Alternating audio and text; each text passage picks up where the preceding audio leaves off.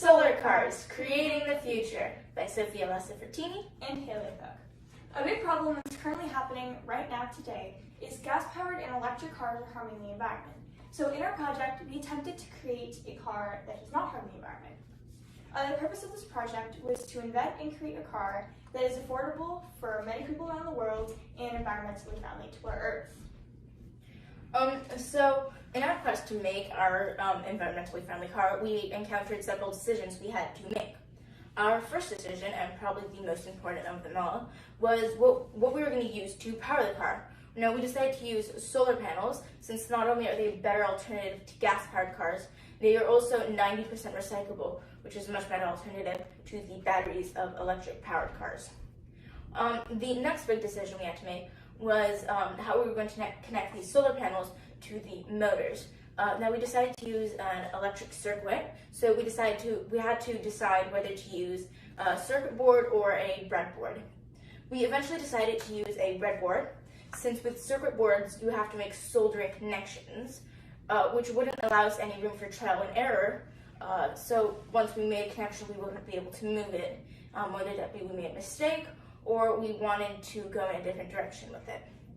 And the third and final big decision we had to make was whether where we had to put the solar panels on the car, because the problem with solar paneled cars is there often isn't enough space, or the solar panels aren't positioned in the right position to get the most solar energy possible. On our car, we made the top of the car wide and flat so that we could fit as many solar panels as possible over the roof, which was the place most likely to get solar energy. So you saw that we have solar panels on our car because it's a solar car. But how do solar panels actually work? The panels take solar radiation and turn it into energy. Photovoltaics, also known as PV, is unlisted solar energy in panels which creates electric charges that move in response to an internal electric field in the cell, making electricity flow. During night, the sun isn't out. So to store the energy for night, the cars will have to stay outside during the day and when not being used to extract that energy from the sun. So we used a breadboard in our project, as mentioned earlier, because they don't have soldering connections, making us able to move the connections around. Now here is a picture of a breadboard, and down the middle right here is something called the center line. It splits the two halves of the board in half, and it restricts electricity from one side or the other. On either side of the center line are 5 rows called the horizontal rows. On the left side, they are named A to E, and on the right side, they're F to J. And on the side of the horizontal rows, right here and right here, on most of the sides of the breadboard, are the power buses. There's only 2 rows in each of the power buses, one positive and one negative on each side. And the positive rows run power in the vertical columns, and the negative rows run ground anywhere in the vertical columns. So how do breadboards work? Breadboards are basically a small computer. It takes the inputs and creates outputs. The breadboard is sectioned off into 4 main sections. A is the power. It communicates to the computer. B is pins. It controls the inputs, outputs, power, and ground. C is basically the on and off button. And D has pins to power the circuits with voltages.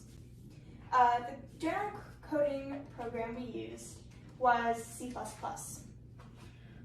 So while making our prototype, we did 3 different tests. In the first test, we used the Spark Fun Inventors Kit, which used a breadboard and a breadboard. We were able to connect the motors to the bread and breadboards, but we were also able to make the code, but when we tried to run the code, it wasn't letting us for some reason, and we couldn't figure out the problem. So we decided to switch to the Freenove Ultimate Starter Kit for test number 2. Now, we found that this kit was quite a bit more confusing, especially since it used a breadboard, but a control board instead of a red board, which we didn't know how to use, so we were unable to connect the motors to the bread and control boards. So we decided to switch back to the SparkFun Inventors Kit for test 3. And we started off where we had left off, and we still weren't able to figure out what the problem was with our code.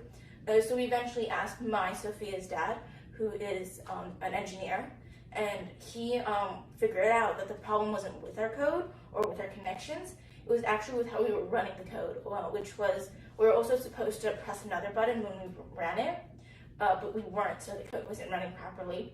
So once we were able to run the code properly, the car also ran.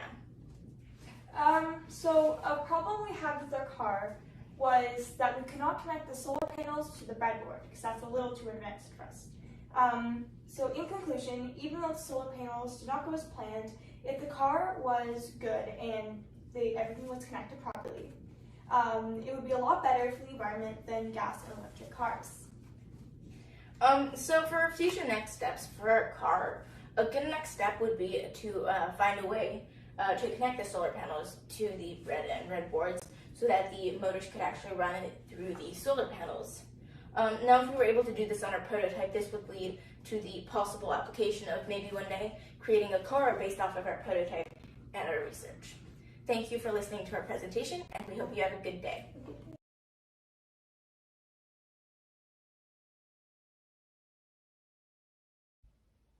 Here is the inside of our car. As you can see, the front two wheels, these ones right here, are different from the back two wheels. That would be because the front two wheels are connected to motors and are from the Arduino kit that we used. And the back two wheels are not connected to motors.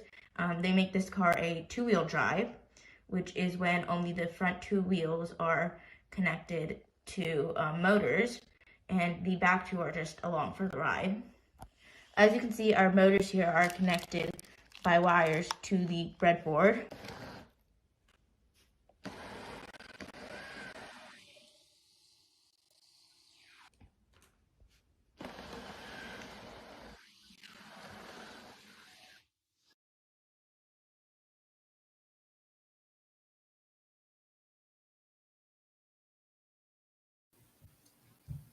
At Frick, we create the future one solar-powered car at a time. Wait, solar-powered cars? Yet we Frick. But we won't frack.